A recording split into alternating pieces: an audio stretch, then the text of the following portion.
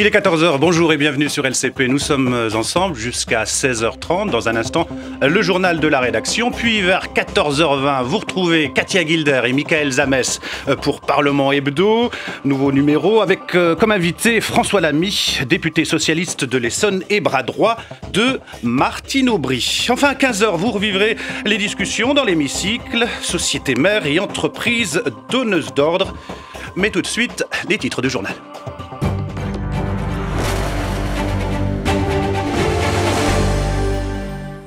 François Hollande annonce des mesures pour favoriser l'investissement dans les PME. Le président de la République s'est rendu ce matin aux forges du groupe Le Bronze à l'Oeil, dans l'Oise. Et Lisa Berthellemé est avec nous pour faire un point. Marché du travail, patronat, syndicats et gouvernement se donnent le temps du bilan. Ils se sont réunis ce matin pour discuter de l'amélioration des accords de flexibilité de 2013. En 2 ans d'existence, est-ce que le dispositif a décollé? Nous verrons cela avec Michel Noblecourt. Bonjour, merci d'avoir accepté notre invitation. Nous reviendrons aussi sur les débats dans l'hémicycle du projet de loi santé au menu lutte contre l'anorexie et lutte contre le tabagisme. Après la défaite au départemental, l'exécutif tente de reprendre la main sur le terrain économique. Le président de la République a profité de sa visite ce matin dans une entreprise de l'Oise pour annoncer des mesures. Elisa Berthellemé, bonjour. Bonjour. Est-ce que l'investissement pour les PME, c'est pour maintenant? Et oui, c'est lors d'un déplacement éclair dans une fonderie, vous l'avez dit, que François Hollande a détaillé quelques annonces en matière d'investissement. Alors, ce qu'on peut en retenir, d'abord la création d'un fonds par les assureurs de 500 millions d'euros pour investir dans le capital des entreprises. Ce fonds sera opérationnel très rapidement, l'a précisé le président de la République, dès le mois prochain. Autre annonce, la création d'un compte d'activité personnelle qui regroupera le compte de formation, le compte pénibilité et qui suivra le salarié tout au long de sa vie professionnelle. Un dispositif fiscal sera également mis en place pour les entreprises qui commanderont des équipements dans les prochains mois, dispositif fiscal particulier. Et puis les prêts de développement des entreprises de la BPI seront eux portés à 8 milliards d'euros. Alors toutes ces annonces seront précisées par Manuel Valls mercredi prochain à l'issue d'un séminaire gouvernemental exceptionnel. François Hollande veut aller vite, booster les projets et les investissements, profiter de la conjoncture économique légèrement plus favorable. On l'écoute. Notre économie redémarre. Les chiffres qui ont été encore publiés ce matin le confirment. Mais redémarre encore lentement. On parle de plus de 1% de croissance en 2015. Mais enfin, nous devrions avoir des objectifs encore plus élevés. Et si nous voulons créer des emplois, il faut avoir plus de 1% de croissance. Elisa Berthellemé, si on décrypte bien les paroles du président de la République, il donne des gages à l'aile gauche de sa majorité, à Martine Aubry finalement. Oui, le président de la République, il veut rassurer son électorat, il veut rassurer les écologistes et l'aile gauche, vous l'avez dit. Politiquement, le moment est délicat. La gauche a essuyé une défaite cuisante aux élections départementales. Le PS est en train de préparer son prochain congrès. Alors il faut donner des gages à cette aile gauche. Et l'investissement est un sujet qui fait consensus, d'autant plus que c'est l'un des combats d'une certaine Martine Aubry. Et réaction presque immédiate sur notre antenne, l'un de ses principaux lieutenants, François Lamy, déclare à cette adresse qu'il dit apprécier les signes d'écoute de l'exécutif lancé par François Hollande donc ce matin. Elisa Berthellemé, merci pour toutes ces précisions. Et sur le front de la croissance, cette bonne nouvelle, la reprise économique attendue pour début 2015 selon l'INSEE, mais pas de baisse du chômage. Un léger frémissement de l'activité économique. L'INSEE prévoit une croissance de 0,4% au premier trimestre, révision légèrement en hausse par rapport à l'estimation de décembre, et de 0,3% au deuxième trimestre. Si les chiffres de la croissance s'améliorent, le taux de chômage, lui, va encore augmenter selon l'INSEE. Il atteint la barre des 10% de la population active fin 2014. Il devrait ainsi continuer à augmenter jusqu'à 10,2% mi-2015, retrouvant un nouveau inégalé depuis près de 20 ans. Les économistes et le gouvernement estiment en effet qu'il faut au minimum 1,5% de croissance pour lutter contre le chômage. Le marché du travail, il en était question ce matin, rencontre entre partenaires sociaux et ministres pour faire un bilan et pour discuter des améliorations, des accords de flexibilité de 2013. Alors les syndicats ont fait savoir avec véhémence ce matin qu'il n'était pas question pour eux de réformer le contrat de travail sur place. Elsa Mondagavin avec Rim Benhammer et Thibault Lefloc. Faire l'inventaire de la flexi-sécurité, c'est le chantier sur lequel planchent le gouvernement et les partenaires sociaux avec le bilan de l'accord national interprofessionnel signé en 2013. Deux dispositifs pourraient être réajustés. Les accords de maintien dans l'emploi tout d'abord. Ils permettent aux entreprises qui traversent de grandes difficultés de négocier des baisses de salaire et une hausse du temps de travail en échange du maintien de l'emploi. Pour l'instant, seuls 9 accords ont été signés. Le patronat aimerait pouvoir étendre le dispositif aux entreprises en bonne santé, mais les syndicats y sont opposés. Pour la CFDT, ça n'existe pas des accords de maintien de l'emploi offensifs. Quand une entreprise va bien, il est normal qu'une entreprise, elle aide l'emploi, elle maintienne son emploi, elle en développe et elle répartisse les richesses créées. Autre mesure qui déçoit les syndicats, la surtaxation des contrats courts, censée dissuader les entreprises de multiplier les CDD. Il y a eu 3 millions de CDI, 3,8 millions de CDD de plus d'un mois et 15 millions de CDD de moins d'un mois. Donc c'est ça qu'il faut combattre. Et là, nous, on a proposé un système de bonus-malus. Mais la rencontre est aussi l'occasion pour les syndicats de répondre aux revendications récentes du MEDEF sur la création d'un nouveau contrat de travail.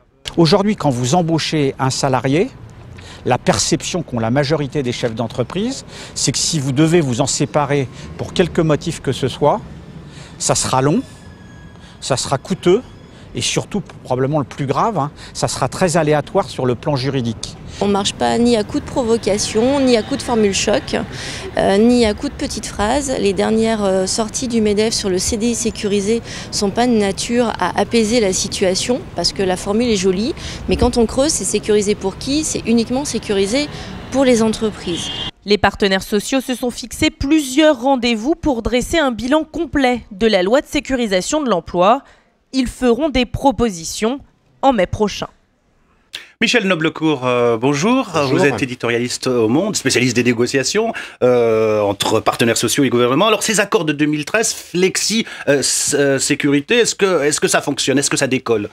Écoutez, je pense que ça dépend un peu comment on les regarde. Le verre est à moitié plein ou à moitié vide, suivant le regard que l'on porte.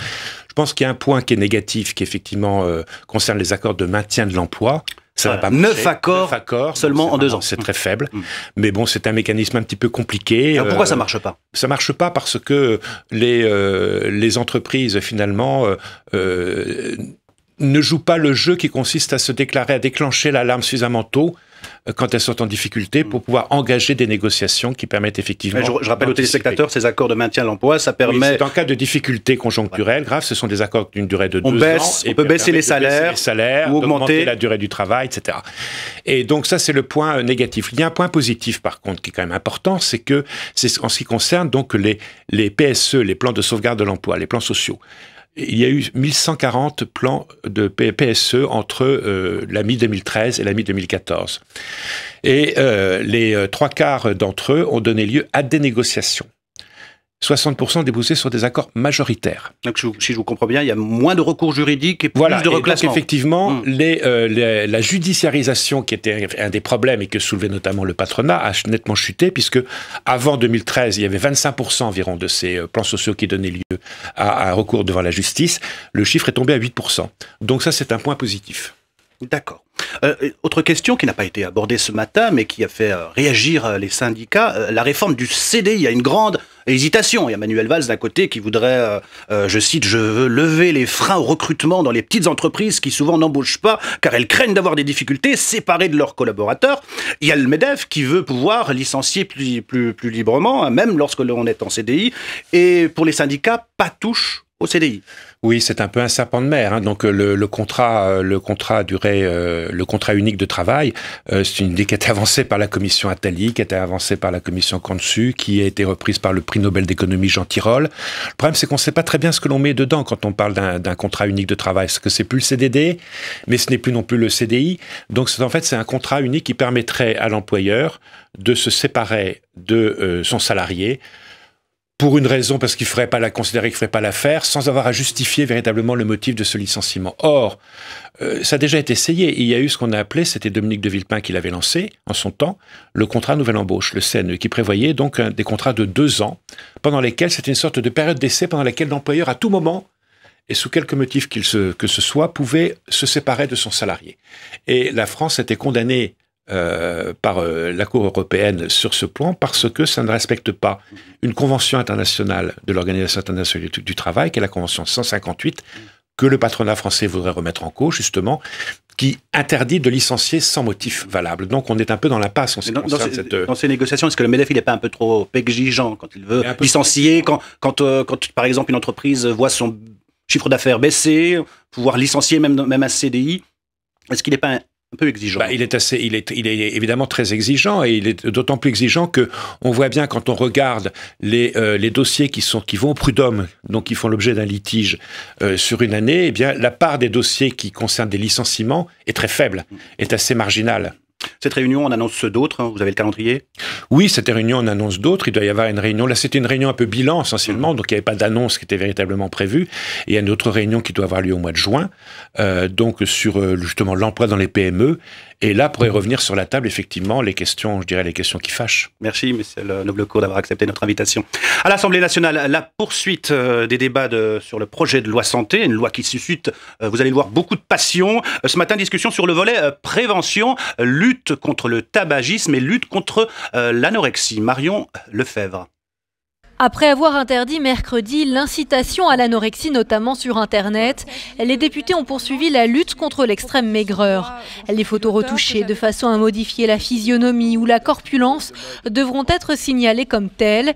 Enfin, les députés ont adopté l'amendement d'Olivier Véran interdisant le mannequinat à toute personne dont l'indice de masse corporelle est trop faible. Tout d'abord, il s'agit de cesser de nuire en ne permettant pas à une personne en état de dénutrition d'exercer une activité de mannequin tant qu'elle se trouve dans cet état dangereux pour elle-même et qui véhicule une image du corps potentiellement dangereuse. Puis les débats ont repris sur la lutte contre le tabagisme dans un climat tendu. On sait ici d'où viennent chacun des amendements qui sont favorables au tabac, et faisons très très attention quand nous les portons ici. On sait d'où vient par exemple l'amendement et les amendements qui visent à restreindre uniquement à 65% la publicité, enfin le paquet neutre à 65%. J'entends ici ou là sur les bancs de la majorité que nous serions taxés de céder au lobby des uns et des autres.